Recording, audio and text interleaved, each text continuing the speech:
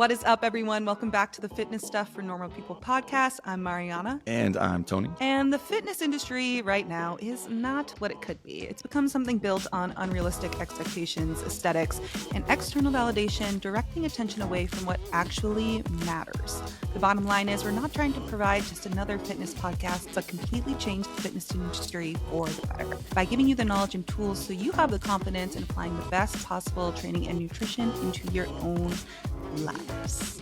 Where today we're doing something pretty fun. We are rounding up the best and worst supplements of 2023. Ashwaghanda, athletic greens, different peptides, and more. We're going to be completely breaking down what they're used for, their effectiveness, and if they are actually worth trying. 2023. What a year. Now, if you want more after each episode, join us over on Premium for just $5 a month. $5 a month. In Premium, you get bonus episodes every single Friday where we're actually answering and engaging with your questions. You get full access to training programs like our 12-week Ultimate Push-Pull Leg program or our newest high-frequency full body program and tons of mobility programs that we just added with last week's episode. Another sick perk you get is monthly $300 Legion giveaways, exclusive discounts to companies like Aura, Examine, Merrick Health, and so much more. Sign up for that is going to be in the show notes down below. And a quick shout out to our day one homies. Since our first episode, this is 97. We're almost at 100. Since the first very one, Legion Athletics. Shout out to you guys for sponsoring today's episodes. You know we love them for countless reasons. Every single one of their supplement is backed by a scientific review board. They're third-party tested. You have a no questions asked money-back guarantee with all of their products.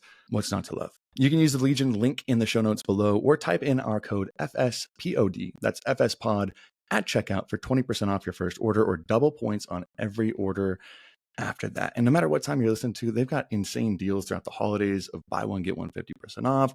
Keep your eyes out on their site because they always got crazy stuff coming. So shout out to them sponsoring today's episode. Now, 2023, what a year. What a year. I feel like this year was a year that social media really started to explode and make supplements go viral. Before social media was used to market supplements, but you never really saw a supplement going viral until the last year or two when it would just be everywhere.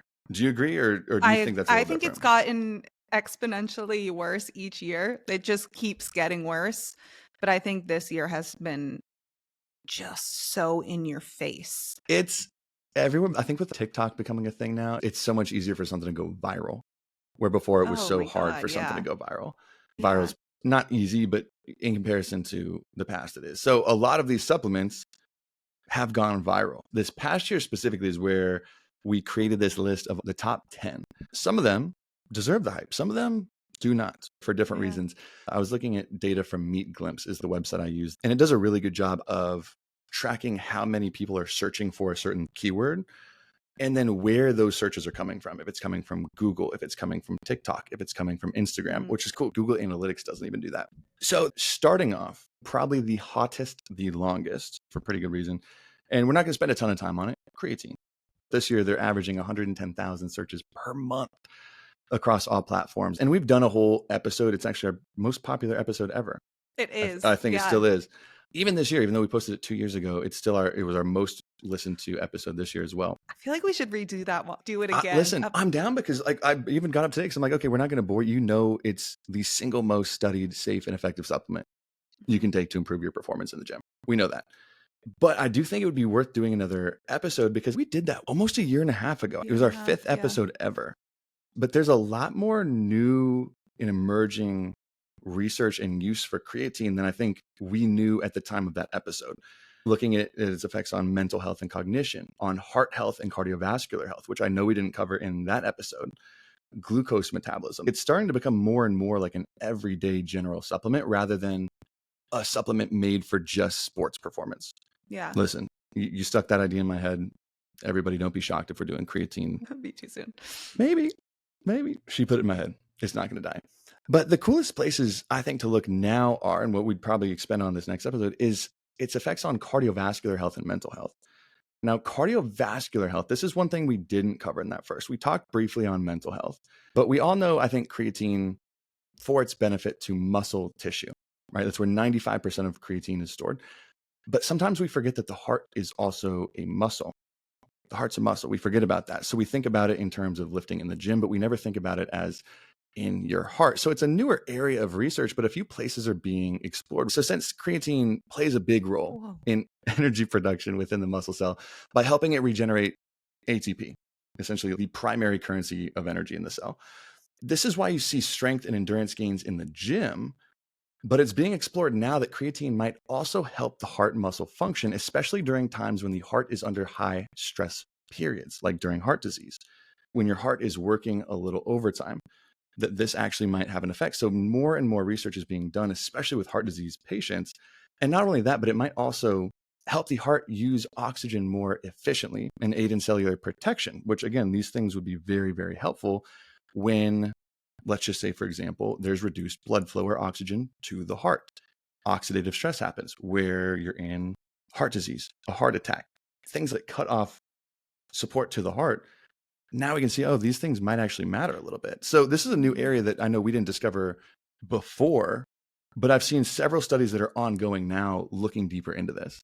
I'm sitting here having an epiphany while you're talking because I'm like, it is a muscle. That makes so much fucking sense. Why didn't I think about that? Why have I never thought about that before? Ever. That Same. has never crossed my mind. That's really cool. I wonder how that's gonna Same. Like it's go the in the most future. simple thought, right? Oh, the heart's a muscle. No shit. Yeah. Yeah. But it's like, oh my gosh, you're right. This is what we've been talking about the whole time.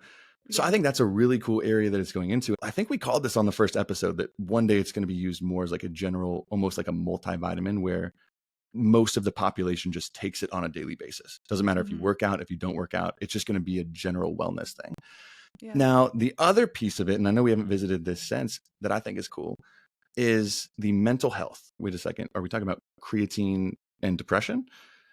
Yes, that's what we're talking about. Mhm. Now, there's been 3 studies done visiting creatine supplementation in accordance with SSRIs, looking at all different pieces. But one that we pulled today that I think is super, super interesting, it just makes sense like this.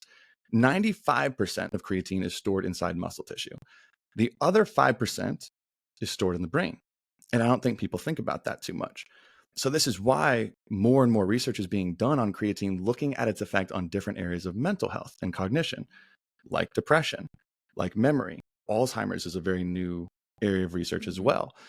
Now, this study in particular looked at what happens when you separate participants that had major depressive disorder into 2 separate groups. So this is not just feelings of sadness, this is major depressive disorder. One group started taking an SSRI, or a common antidepressant prescribed medication, right? That's what most people know it as.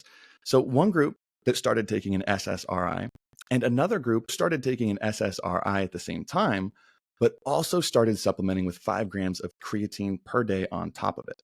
That was the only difference. They both started the same medication. One group just also started taking creatine. Now, they tested the groups at the very beginning and then at the 1, 2, 4, and 8 week mark using something called the HAM-D test, where basically the lower you score on this test, the quote unquote, the less depressed you are. Now, in just 2 weeks, the group who took creatine's HAM-D score dropped by almost twice as much as the group who didn't take creatine, a 45% drop compared to a 24% drop in the non-creatine group.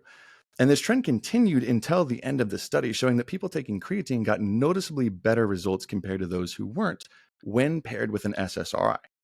Okay, so this is not just taking creatine just all of a sudden made people happy. This is just one study, and alone it doesn't mean hardly anything, but it's pretty freaking cool to see that there might be something going on here, that there's a lot more research to be done in this area, but it's cool that there might be something going on here, and it makes sense why.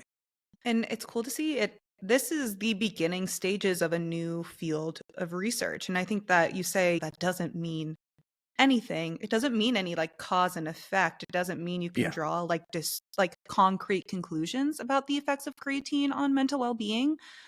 But it shows that there's a lot of promise for future studies. And it shows that this is a field of research that deserves being dived into. It deserves funding. It deserves taking a longer look at. And that's exciting. That still is really exciting in the field of research.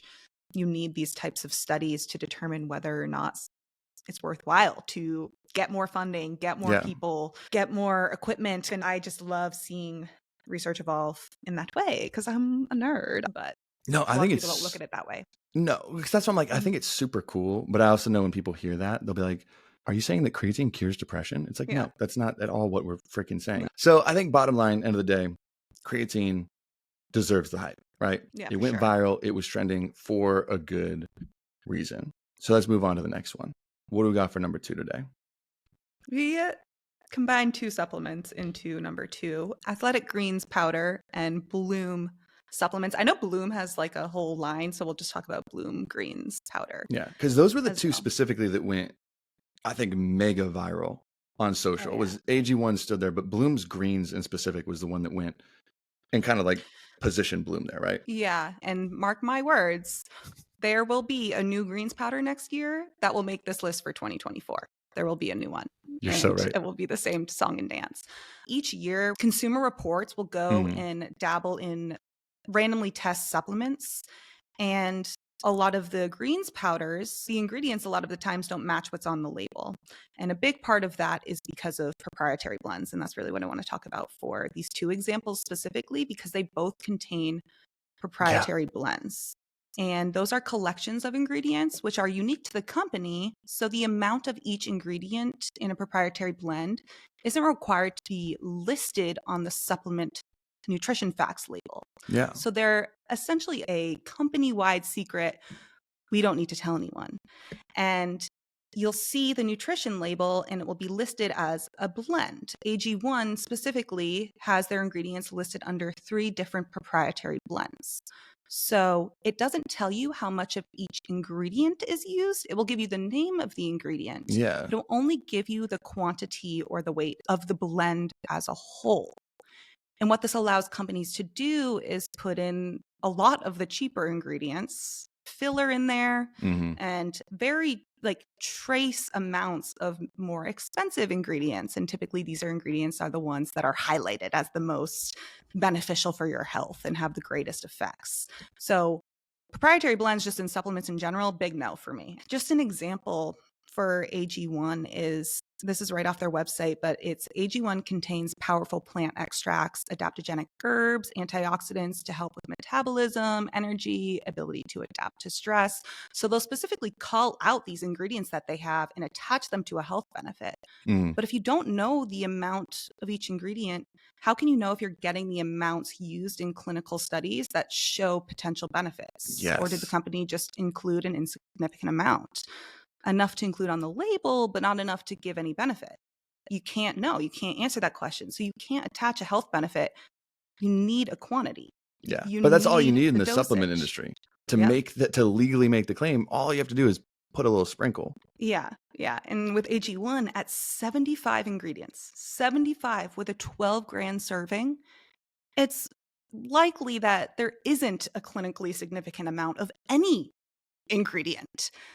$79 a month, I look at that and I'm like, damn, this better be packed with nutrients that You better be people taking like really need, 10 are really scoops of lacking something. in, right? Yeah. So magnesium, calcium, copper, chromium, and selenium in AG1 are well under the recommended daily value. So it doesn't have everything, and it's really marketed as like this gives you everything you need. It doesn't have everything. The whole proprietary blends is a huge red flag. They also are both marketed for gut health. Athletic Greens also has probiotics, and they use that as a marketing point.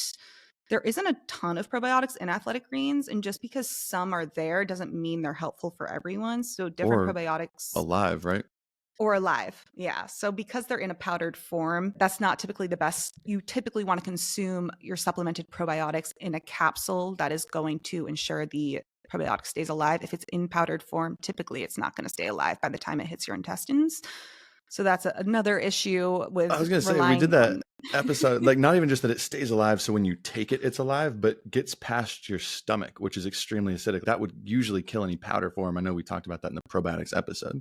Unless it's really got like a specific kind of capsule, it's not going to live to get to the part of the gut that actually needs the probiotic. Well, I don't know what it is about greens powders. They usually have these aesthetic marketing campaigns. I will give that to Bloom Athletic Greens. Their marketing, their 10 out of 10. influencer marketing, on point. They know what they're doing. That's how they're making their money. Like, if you're getting Alex Earl to talk about Bloom Greens, you're selling your product. You know what you're doing. It's not me calling the consumer or that audience stupid for buying it at all. This is just what the supplement industry does with their marketing. If they're smart enough, if they want to make money, is they get these influencers who people want to be, want to look like. They get them talking about it and sharing it, and they sell their product. They tap into minor insecurities people may have, like bloating. It's really targeted towards women, this whole reduce bloating, heal your gut. You see that a lot with Bloom Greens. Big You time. start saying stuff like that. That's an insecurity people have. I have that insecurity, right? That's a normal thing to want to try and fix that in an easy way. It's just, there's nothing special about them. It's surprising to me because when I was 16, I think one of my third or fourth jobs was at GNC, like the supplement company. And that was when it was probably 10 years ago. So in the 2010s. And proprietary blends were kind of a big thing in every supplement, like pre-workouts. Yeah. Every pre-workout had a proprietary blend. But then when people realize like, oh, like research this data, it's available to the public. And there's a clinically effective dose of certain things. Like, for example, citrulline malate increases blood flow in a pump in a pre-workout. And that's why it's in a lot of pre-workouts. But you need about 6 to 8 grams. That's a clinically effective dose. If you're not getting at least 6 to 8 grams at once, you're not going to notice an increase in blood flow. You're not going to notice any of the effects.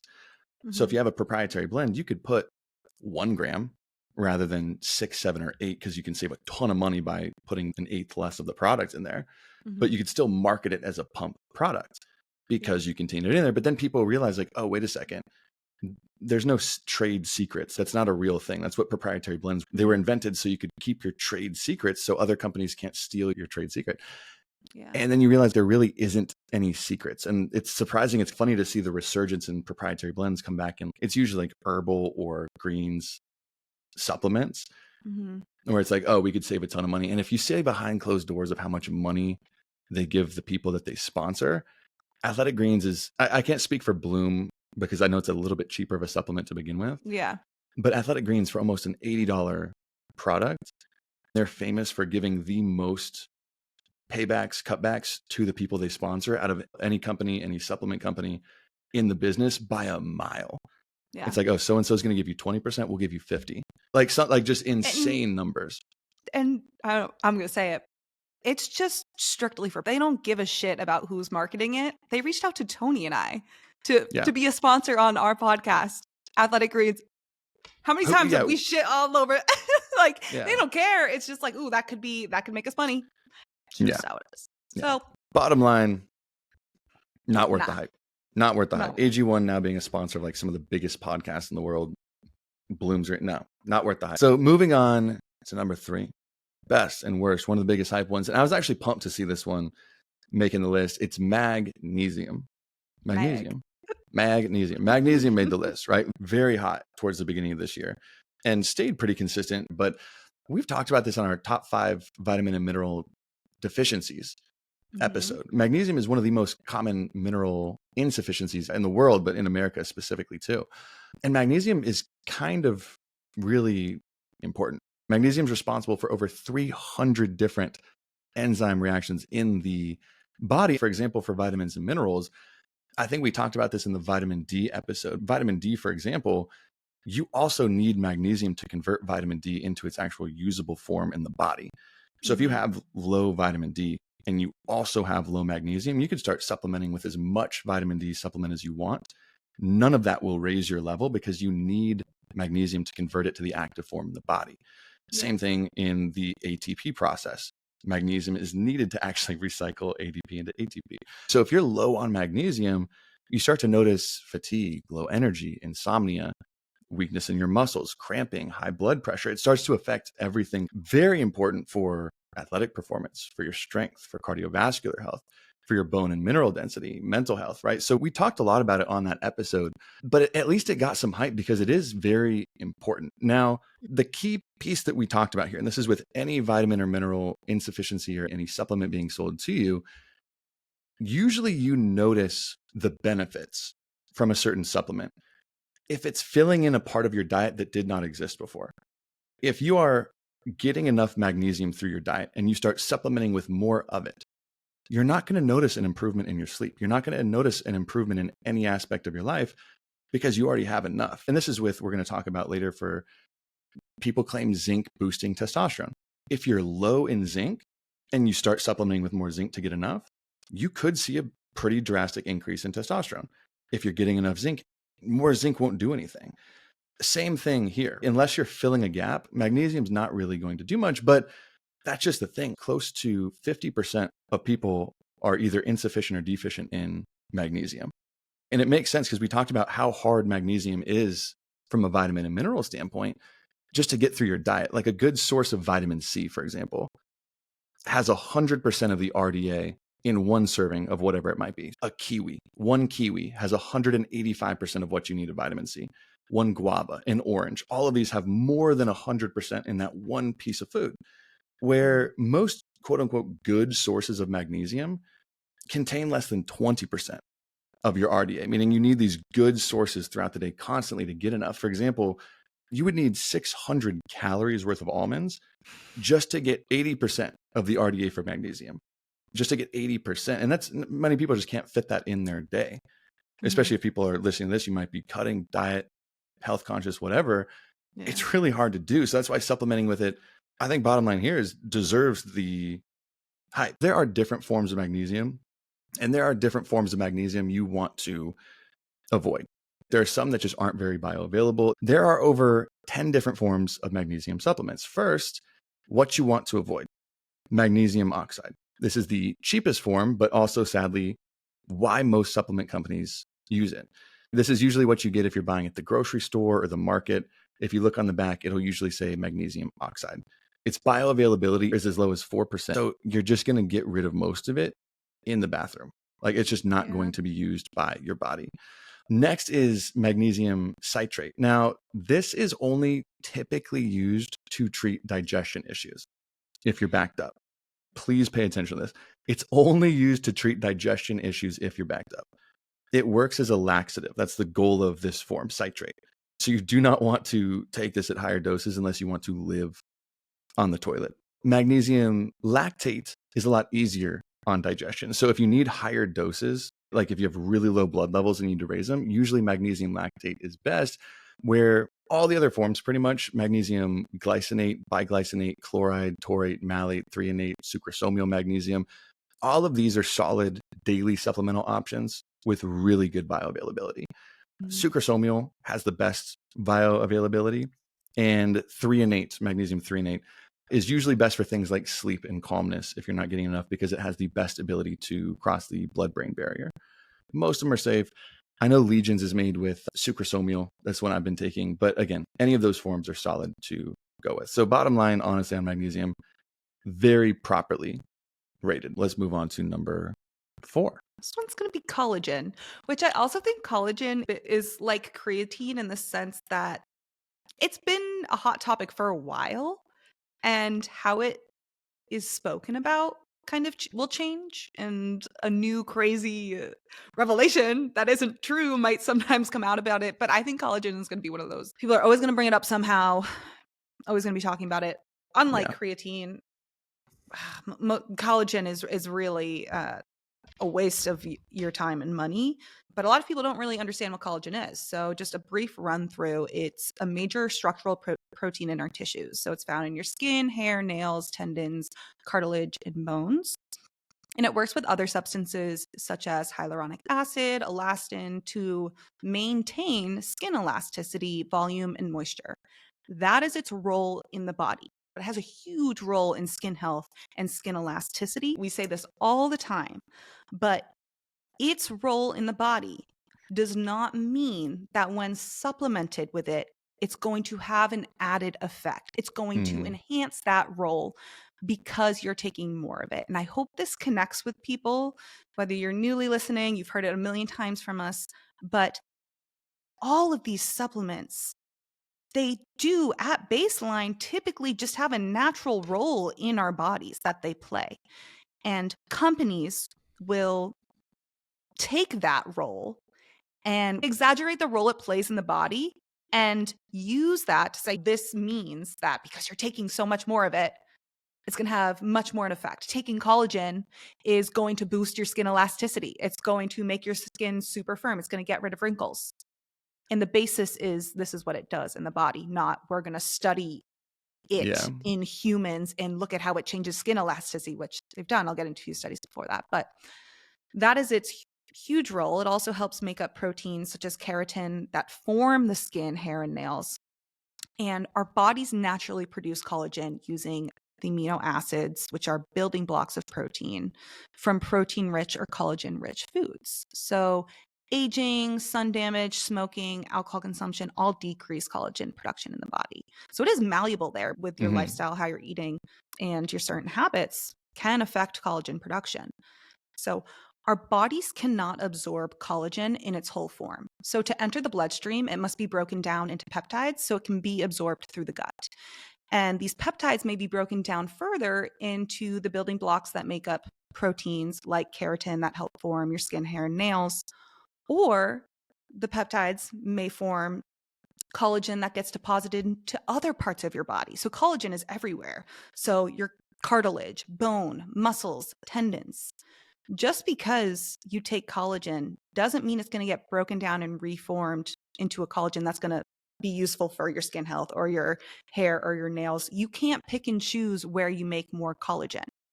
It's not how it works. And so the same thing if you're going to make the argument that collagen is good for your joint health and helps build strengthen your tendons and the cartilage, you can't know that because you don't get to pick and choose where more collagen gets made in the body. It gets broken Hmm. down and then it goes where it's needed.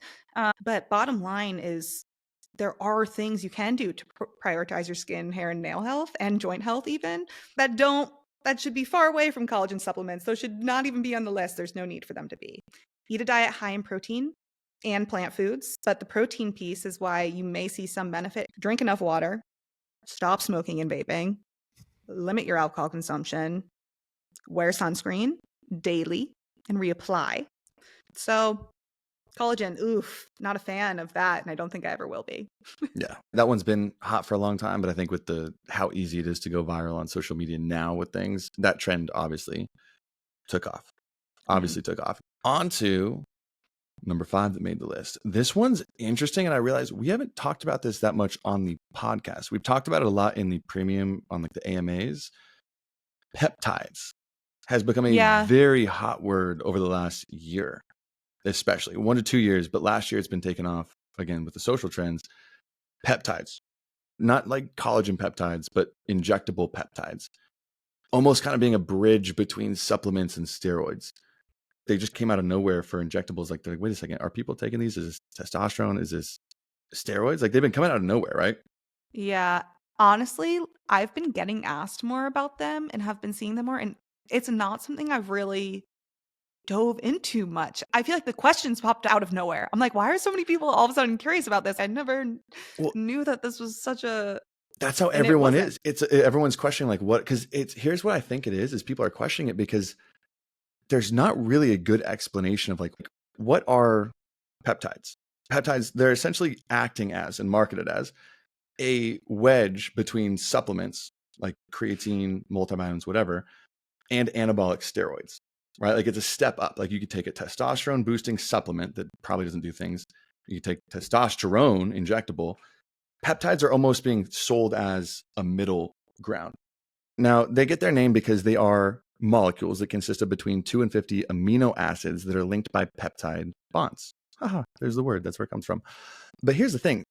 There are a lot of different peptides for a lot of different uses. Peptides isn't just one thing. I think that's why most people are confused about it, is because people will make claims about peptides. And it's like, well, which one are we talking about? That's why I'm Increase. going crazy right now, Tony. I don't think you understand it. I can't wrap my head around how this could be just when there's That's, so many and how they're arranged and how there's so many. I'm just here. I'm like, how is this and we'll talk about it more possible? because exactly. Some increase the body's production of growth hormone, right? Very anabolic, like MK677, ipamorelin, ceramorelin. Some increase libido and sex drive, like melanotan 2, PT141. Others are marketed to improve your skin health, regulate your appetite, improve your thinking, cognition. Like, these go into so many different realms. Peptides aren't just one thing, but here's what I've noticed is people who market them, like Gary Brecka, for example. I can't believe he still has a platform because he's really good at selling things. But when you listen to what he says, the words he uses are completely meaningless. They're not defined. They're very broad. Peptides do this. What peptide does what? Like if you're using a peptide that increases growth hormone, but you're saying peptides improve your cognition, that one's going to actually slow down your cognition. That's not good for it at all. There's a peptide that claims to work for just about any area of life that you want to improve. And they basically work like a key and lock system in your body, where different locks represent different biological processes in your body, like muscle growth, for example, improved memory, things like this. And I'll simplify this here in a minute.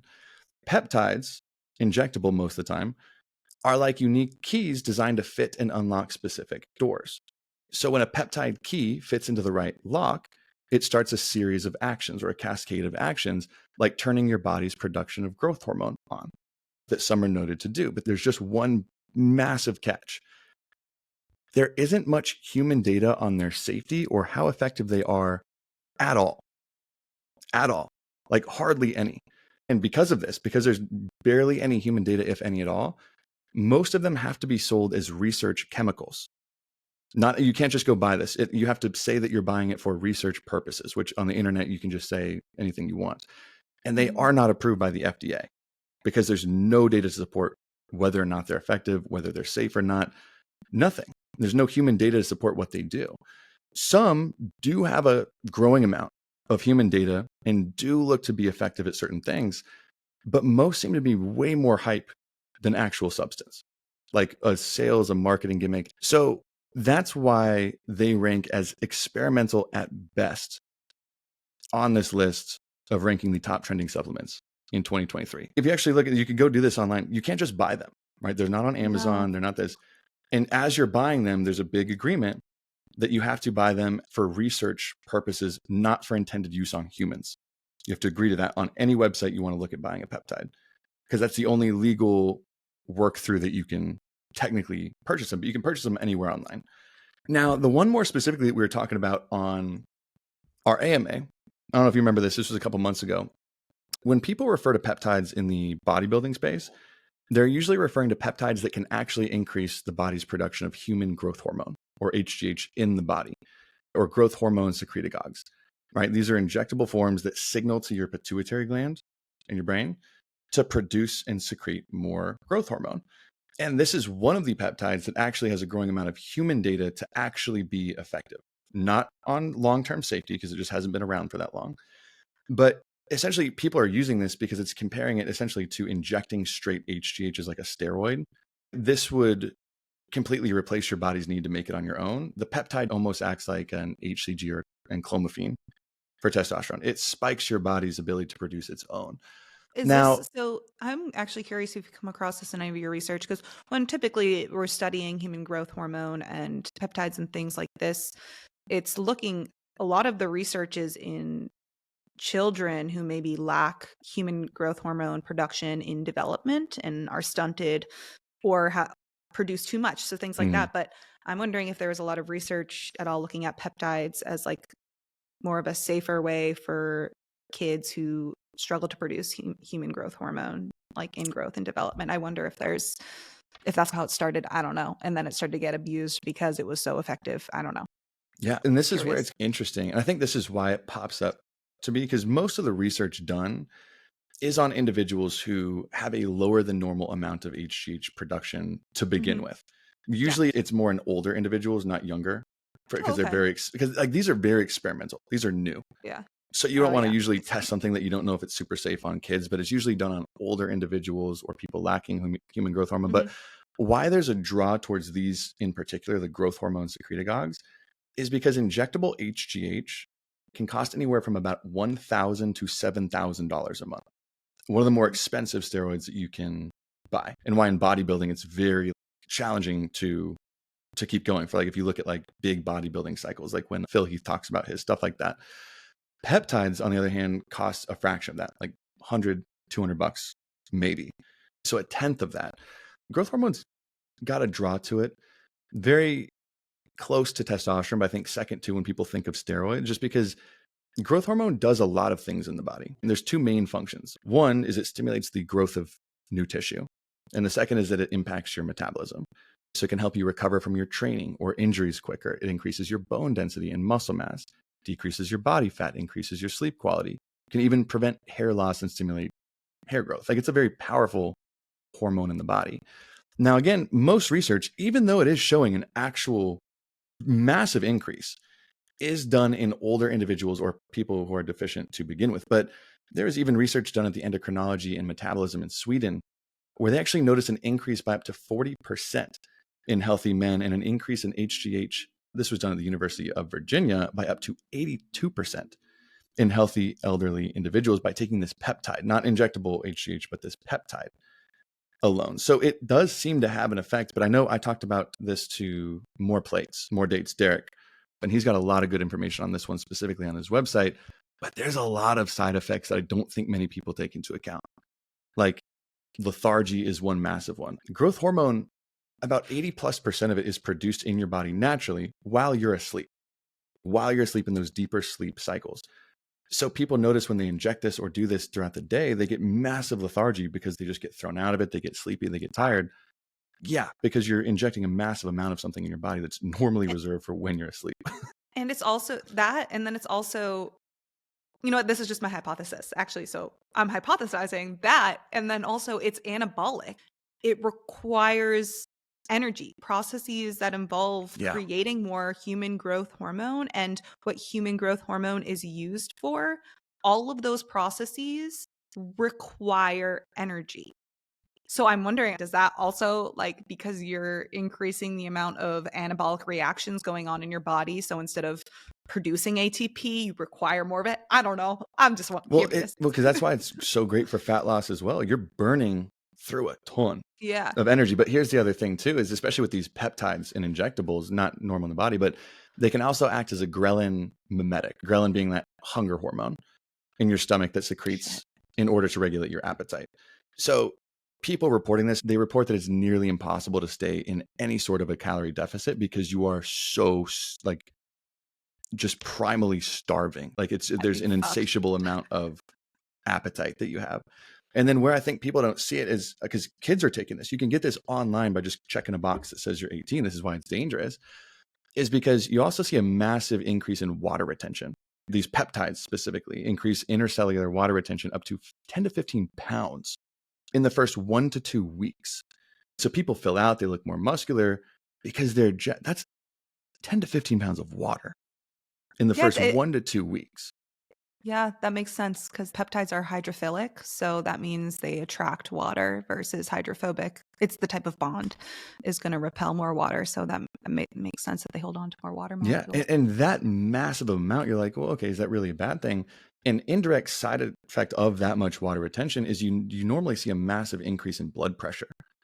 That's where it can become dangerous. Your blood pressure spikes because you're retaining so much more water. Not only that, a big difference is made because IGF-1 is also impacted with anything that you're talking about, usually injectable with growth hormone or peptides, is you see a massive increase in blood sugar and problems with insulin sensitivity in normal, healthy, functioning adults when using these peptides. An increase in blood sugar levels, in fasting insulin levels, in A1C levels, just essentially that just requires your pancreas to work harder. This puts more stress on your pancreas over time. Not something you want to play around with in terms of looking at if you're predisposed to looking at type 2 diabetes. If you're even on the edge, which most people don't really realize they might be, long term, we just don't really know what happens with peptides. So they're experimental at best. I think coming from this, I think it's interesting, but I think it's more, like we said earlier, more hype than substance. There's definitely something there, and I'm actually excited to see what research does in the future, because I think a lot of these different peptides in different areas could actually be a super useful wedge before taking a huge jump into something else for a lot of like actual needs, not just for fun aesthetic stuff. Yeah. So I think it's cool, but they were trending for, I think, the reason of like kind of being like steroids without steroids, which I think is just silly to look at. But that's why we're going to put them as experimental at best. And honestly, for most people, unless you're working with a very close doctor, like just don't take them. It's not needed at all. Which goes on to number 6. Yes. What you got next? This one's definitely newer. It's definitely very popular on social media. It had its moment. Oh, it saw a So, spike more. It was a rocket ship to the yeah. top. Yeah. This is berberine. It's been coined nature's Ozempic, which is why it went viral. If you attach that, I mean, you hear Ozempic, what do you think about? Oh, weight loss. Ozempic, what is it? It's something people want that they can't have. All the celebrities take it. It's desirable. Can't get your hands on it. You mean a supplement is going to do what Ozempic does? Fuck it, I'm in. Obviously, it's going to blow up. Just think, critical thinking. Like, That you can buy on Amazon for $8. Yeah. yeah. So what is it? It's a bioactive compound that can be extracted from several plants, and it has a long history in traditional Chinese medicine where it's been used to treat various ailments. Its main function is it activates this enzyme inside of cells called AMPK, and it plays a key role in regulating metabolism and energy levels. So its role, that's what it can do in the body, right? Looking at it under a microscope, looking at it in the lab, that's its function. And it does actually, I would say this can be split up in terms of whether it's worth the hype or not. In the realm of its effect on blood sugar for pre-diabetics and diabetics, there is actually a lot of research showing that berberine can be effective at lowering blood glucose levels in those with type 2 diabetes. And that in combination with lifestyle changes, dietary changes, and maybe it's not a replacement for drugs or anything, but it has been shown to be effective for lowering blood sugar. And so that can be a helpful supplement add-on for type 2 diabetics, and it is often recommended at one of the more popular recommended supplements in the healthcare system to those with type 2 diabetes. That I would give it a thumbs up. As far as weight loss, which is what it got, of course, it doesn't go viral at all for its effect on blood sugar. Yeah, and type actually 2 being diabetics effective aren't and making helpful, this thing go helpful viral. there. No. So what it is viral for is being nature's Ozempic for causing this weight loss. And there's not a lot of good studies here looking at berberine's effect on weight loss, but a systematic review and meta-analyses of 12 studies found that I say found lightly, it may moderately reduce body weight in those with type 2 diabetes or metabolic disorders in combination with lifestyle changes. So there's not research in healthy people taking berberine for weight loss. That hasn't been studied at all, actually. But my answer to this, if I look at this, I'm like, duh, of course it's going to help type 2 diabetics or those with metabolic disorders lose weight because it's helping keep their blood sugar at bay. And if you have irregular blood sugar levels, if your blood sugar is chronically elevated, how does that affect your hunger? How does that affect your hunger and fullness? What can happen if your hunger is at bay a little bit more? Okay, maybe you're eating a little bit less. What happens when you eat a little bit less? You're going to lose some weight. Can we say that it's a cause and effect even in this population? No, but it makes perfect sense as to why this was seen in these studies, and this conclusion was drawn for this specific subset of the population. This is actually a condition called hyperphagia, and it is this extreme, like, insatiable hunger, and so this is at the more extreme end, but it can be a common sign of diabetes. So yeah, if you have a supplement that's going to help lower your blood sugar, yeah, you might see weight loss.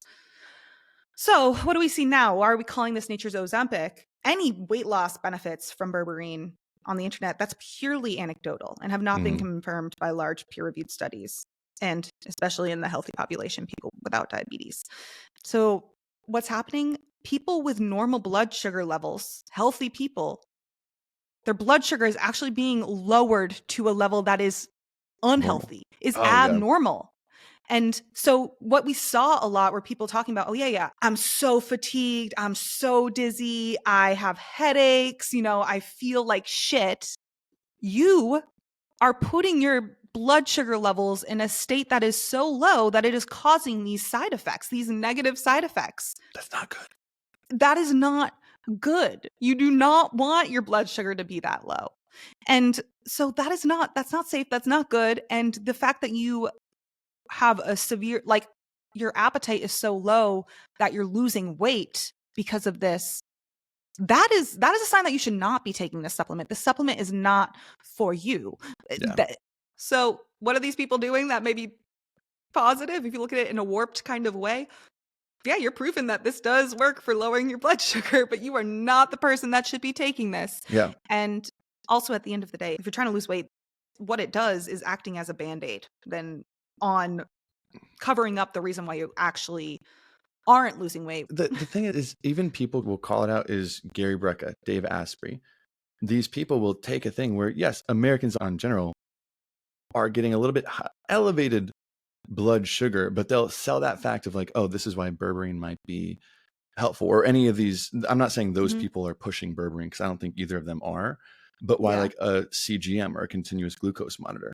It's like, no, type 2 diabetics, their blood glucose can be over 200, 250 plus. And that's why bringing it down significantly with berberine or something like that could help. If yours to normal, to baseline, like bring it back to, if your blood sugar or insulin or anything is even just slightly elevated, you're not going to be in the 200s. No. You might be 120, 130, but a fraction of where you'd actually need to be for this to make a difference. Like where that's type 2 diabetes, that's where all the negative health effects come from. So all these people are trying to exaggerate that fact that like, oh yeah, this is happening, but no, this is not something you need. People just forget how relative things really are. Yeah. Nature's Ozempic. That was a come up and a fall off. That was quick. That was a fun one. Now moving on. Number 7. This one's, I didn't realize how big until looking up the data. Ashwaganda. We've all heard it. We all know it. You got little kids on TikTok talking about how it helps their glizzy. That's going to sell some products. Now, ashwagandha spiked in February after becoming extremely viral on social media apps for curing depression, for boosting your testosterone, for your glizzy, helping reduce stress and anxiety, just about everything under the sun. Now, currently, ashwagandha is averaging over 700,000 searches on the internet each month. Remember, back to reference, creatine is getting about 110,000. Ashwagandha is getting over 700,000 per month. Honestly, that shocks me. That's what I'm saying. I didn't realize how big it was. And here's, I think, why. It's whenever it's those cure-alls, the things that fix every random aspect of life. Like if you talk to 10 people, I'm guaranteeing all of them can check off at least one of the boxes of is stressed, has anxiety, wants to boost their testosterone, feels a little depressed, wants to boost their glizzy, whatever. Like they're going to check off one of the boxes, and that's why. But ashwagandha is an herb that's classified as an adaptogen, right? These are any plant or mushroom that helps your body respond to stress, like cordyceps mushroom, Rhodiola rosea, maca root. These are all adaptogens, and these are in the class. Now, ashwagandha is kind of cool because it's actually really good at some things, One of them is reducing cortisol levels. Now, cortisol levels, I think we've talked about this a ton of times before. We're not going to spend a lot of time on it now. Cortisol is known as the quote unquote, the stress hormone. And people usually think of that as a bad thing, but we have to remember a few things. One, not all stress is bad stress, right? You are intentionally putting stress on your body during a weight training session so it can have a positive response in recovery if you're not overtraining, to actually overcome, adapt, and become stronger. That's when you apply the right amount of stress in the right times, in the right quantity. It's a good thing. Cortisol is not always a bad thing. Context matters. When used at the right time and in the right amounts, cortisol helps your body heal and recover from certain injuries. It makes you more alert and focused. It boosts your energy. It boosts your energy, right? It's what gives you a more natural wake-up call in the morning when your circadian rhythms align. Cortisol plays a very important function. Now, just like anything, too much or too little is not a good thing, right? There's kind of that sweet spot of where we are. And this is actually kind of interesting. Ashwagandha has been shown to reduce cortisol in multiple studies, like circulating cortisol levels, between 28 and 30%. That's a drastic drop. I was for a familiar supplement. with that. Yeah. Right? That's massive. And that can be good or bad in certain aspects, but you have to remember, and we've talked about this, I think, somewhere on either the AMAs or podcast before, you generally don't want to be taking something that is just constantly suppressing a hormone. No matter how good or bad it might be, you don't want to 24/7 suppress something, because your body needs every hormone in its body. They play a very important role. So you don't want to just constantly press it down, right? Now, there's been a lot of research on ashwagandha. So I cover quickly, right? There's a significant amount of human research showing that ashwagandha can help decrease stress, anxiety, and cortisol levels. That's where the most of it's done. It is very clear and effective at doing those things. It improves power output during intense training sessions. I think that's interesting to note too when taking pre-workout. And it can also improve your sleep quality. But there's very little to absolutely no research showing that it increases testosterone in healthy men, improves your blood glucose or insulin response, or improves any measure of cognition like memory or alertness, like it's been marketed for. Now, dosing wise, in research, ashwagandha has been used anywhere from 120 up to 5,000 milligrams of root extract per day. The most common dosing for all of these, like the clinical dose, is 600 milligrams daily divided into 2 doses, one in the morning, one in the evening. So the bottom line with this, and where we've talked about it before, I think we still stand here, ashwagandha can be a really helpful tool to use in high periods or seasons of stress in life, but it's not something you just want to be taking 24/7 around the clock, no matter what. Suppressing something like that, kind of like the berberine and like lowering blood sugar. If you have elevated blood sugar, that can be helpful. If you have elevated cortisol, this can be helpful. But if it's not, you don't want to be doing something like that. Yeah. So that's where ashwagandha, again, actually has some very powerful and a lot of good research behind it. So I think this one honestly kind of deserves the hype, but whenever you get the hype, you get people that just start making stuff up about it. All right. So that's number 7 on the list. Hit me with number 8. This one, keep it short, but I feel like it's also very popular, was very popular, and it's seamoss.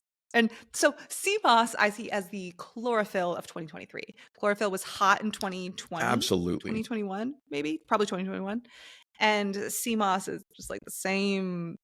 It's very similar in terms of the claims and it just being this like magical supplement that gives your body. CMOS specifically was marketed as like giving your body everything it needs, all of the nutrients you need and more. It was a very LA trendy supplement. Very LA trendy. SoCal. Yeah. Yeah. I mean, at Erewhon, they sell like tubs of it for like $100. It's Get a gallon. It's whack. But people primarily harvest CMOS for its carrageenan, which is a natural food thickener. So you look at sea moss, it's like a gel. It's gooey, and it does have a high micronutrient content. That's why a lot of companies will use it to make health supplements because, yeah, it has a lot of micronutrients in it, but nothing you can't get from your diet. It's so expensive. It tastes terrible. And many of the benefits of sea moss specifically are all anecdotal and lack any solid scientific evidence. It is word of mouth.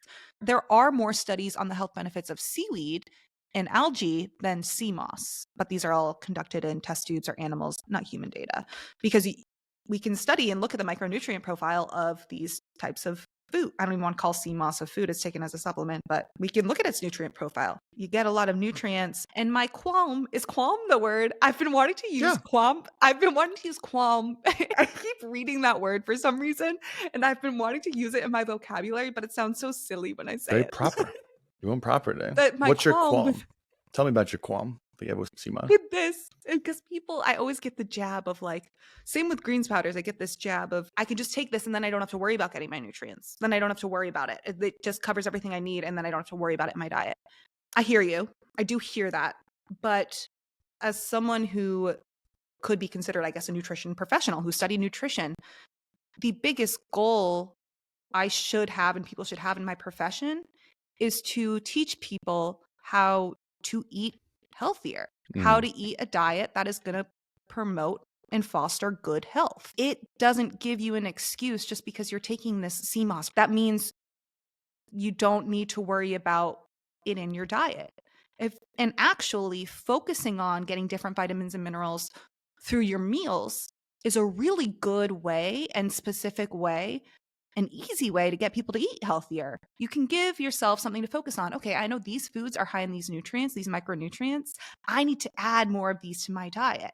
I'm going to focus on meals that are centered around these foods. And it's a good health promoting behavior to focus on more specific micronutrients in the meals you're eating. And it's a helpful way to get people to eat a little bit healthier if they have something specific to focus on. And so that's the thing. It's not just this excuse, then it's just like, oh, fuck all. With my diet, it doesn't matter. I got it all. I'm good. But for a lot of people who are taking CMOS, your diet is, again, this is very expensive. It's found in health food stores. It's found in Erewhon. People who are already healthy and into the health and wellness, they're already eating healthy meals. You don't fucking need it. That's also it. Like, okay, it has all of the micronutrients you need, and then you're going to film your what I eat in a day, which is all vegetables and healthy foods. Yeah. You don't need it. It's putting the sprinklers on when it's raining outside. Number nine, as we go into it, actually kind of has a similar premise. Now, this one's been growing and growing, but it's seen over a 100% increase. So more than a doubling of searches over this past 2 years. Credit due mostly to our favorite people, Paul Saladino and the Liver King, because their two brands are centered around liver and organ meat supplements, right? Over 100% increase in searches. Both of them have a branding company that sell these to you, promoting the primal lifestyle, everything there. Now, they are claimed. They are claimed to be, and I'm taking this all on Paul Saladino's website, of course. Who to is be Carnivore MD, by the way? If you're Carnivore not familiar. MD. That's Paul Saladino. Yeah. Quote, the most nutrient-rich supplements on the planet. And shockingly, this is blows my mind. There's over 180,000 reviews, and every single one of them is a perfect 5 stars. Not a single one. Isn't that crazy? Isn't that nuts? I wonder if there's not any a single influence one there. Not a single one. That's so convenient. I love it. But it's only on his website. You can't find these perfect reviews elsewhere. Anywho, this happened because organ meat, if you're eating liver, bovine liver, these organs are very nutrient dense. That's a fact. Organs of animals are very nutrient dense, very good source of vitamin A, the B vitamins, iron, copper, very nutrient dense, very nutrient dense. Now, the claims listed on these websites and how they're promoted as, because you take these nutrient dense foods. I'm not joking. I'm taking all of this as claims from the website. They do just about everything. Buckle up. They improve nutrient absorption. They improve your energy. They improve your mood and feelings of happiness. They improve your bone strength. They speed up and accelerate fat burning. They improve your appetite control. They boost your exercise performance and recovery. They improve your skin, hair, nail health, and collagen production. They improve male reproductive and hormone health. Female hormonal balance, love that word because it doesn't mean anything. Fertility and menstrual inflammation. It improves your gut and digestive health. It improves your immune function, your mental clarity, your learning ability, and stress resilience. Wow. I mean, you take these, you don't need anything else. But this does everything, right? Now, there's only one catch with this. There's one really important catch with this. There is not just a little bit, there is absolutely zero data that supports any single one of these claims. Any one of them. There is zero data on it. Zero. Not a little bit, not some fuzzy, not some promise. Zero on these liver supplements. Yes, and this is important to understand. Organ meat is a very nutrient-dense food. Vitamin A, B vitamins, iron, copper. Guess what? So are other foods. Yep. You can get more of any of these micronutrients, in particular, by eating green leafy vegetables. Normal beef, just normal meat, not the liver or any weird... Or the testicles. You'll see carnivores eating cow testicles. I'm like, it's not, you do not nutrient dense, but guess what? Like, you can get these other places: beef, fish, nuts, leafy greens. You can get that and more. And here's the thing too: they're in these little supplement forms, so you're getting bovine liver in a supplement, or bovine they're taking a lot of different pieces or organ meat, and you put in a supplement. You're still not eating that organ. I want people to recognize that. So you're not getting anything from organ meat that you can't get easily somewhere else. And honestly, if you're just like, oh, it's so nutrient dense, that's not a good.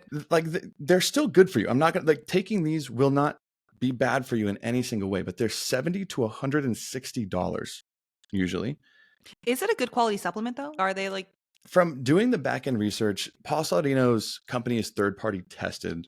Liver King's is not.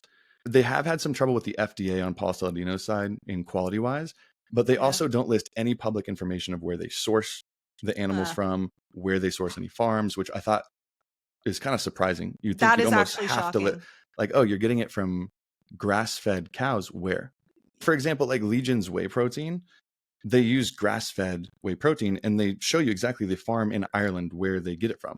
Right? Which is so important for product consistency, because if you're getting from different cows and cheap, whatever is cheapest and whatever's available at the time, you're not going to have a consistent product at all either.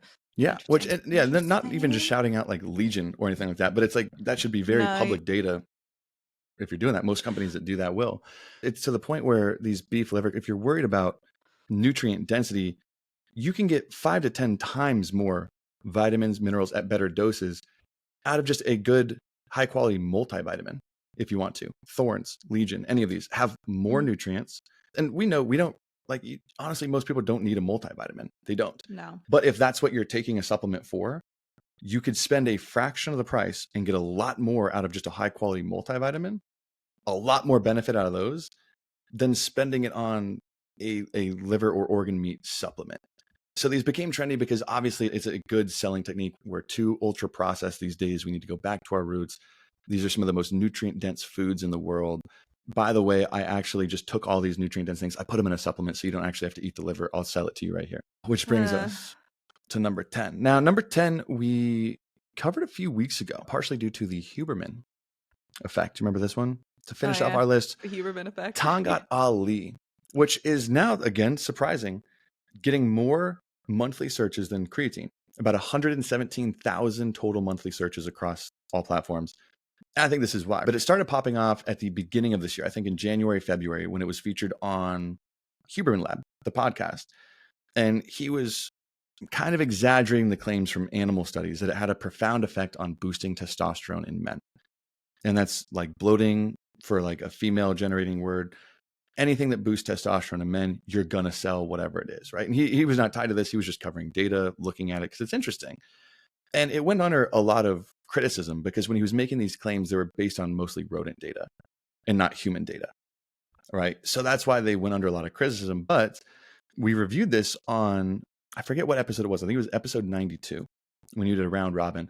We did review one of the more interesting papers that recently came out in the past year that was a systematic review over 5 different randomized controlled trials. And it actually did show significant, statistically significant increases in testosterone in not just hypogonadal or men with low testosterone, but with normal healthy levels of testosterone. Tongkat Ali was noticed to improve testosterone levels. But what we talked about in this episode and what I want to reiterate here, statistically speaking, is going to be a keyword and big piece of communication here.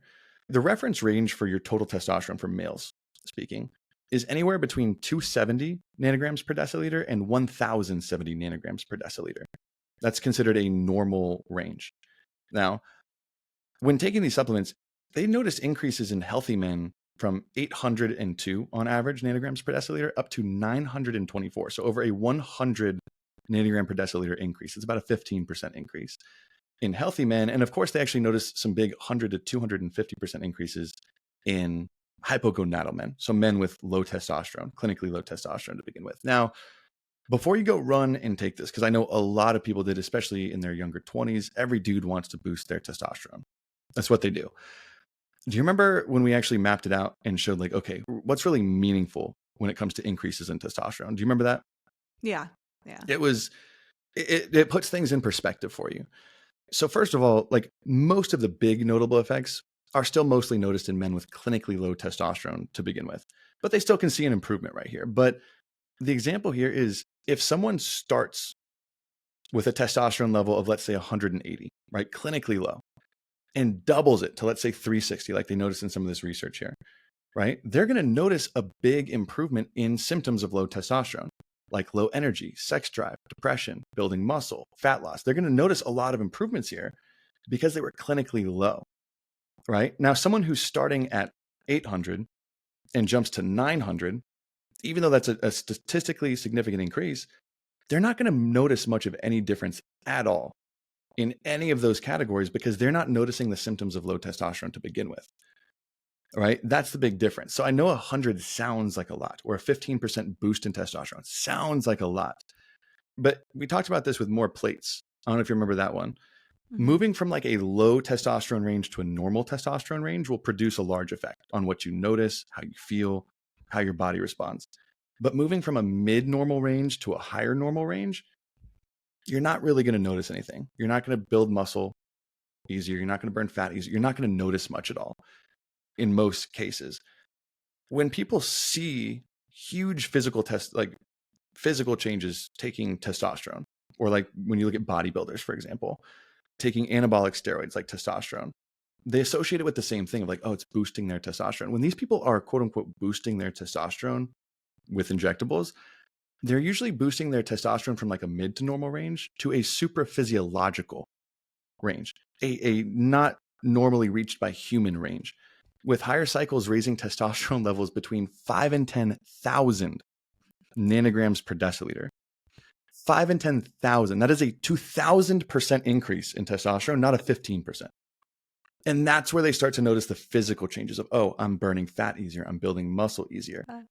Right. So Tongkat Ali, in the best of best scenarios, and this isn't even something that's been studied long, like after like 4 to 6 weeks. I think people are like, I think it has specific uses. Yes. If you are hypogonadal, if you're clinically low, if you're looking to optimize certain areas, or if you're feeling the symptoms of low testosterone, but you're not going to notice a physical change. You're not going to build muscle quicker. You're not going to lose fat. It had way more hype than I think it deserved. It's still helpful in certain situations, but for most people, it's just not needed. That's the bottom line with Tongkat Ali. That Huberman effect, that'll get you. That'll get you. But that rounds off our list of top 10 for 2023. If you want more and you want to use our free tools, you can go to our website, fitnessstuffpod.com. The link for that is also going to be in the show notes down below. You can search all of our episodes, look at our free tools that we have available and all the calculators. Super fun place to start. And yeah, y'all know everything else. We hit you up. We got you good. Be productive. Have a good week. We'll talk to you Friday for our premium members, next Monday for everybody else. Say bye. Bye. See ya.